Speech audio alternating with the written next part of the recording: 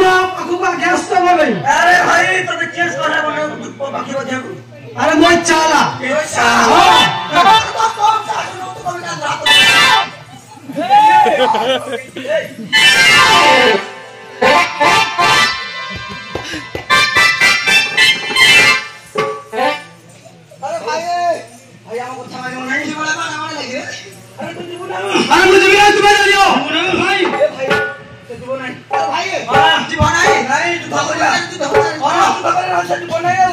अरे मुझे भी नहीं तुम्हें चल रहा की खाना सीख जाते मैं माला जुगदा बाहु जुगदा कोन्या जुगदा और मजा में जुगदा से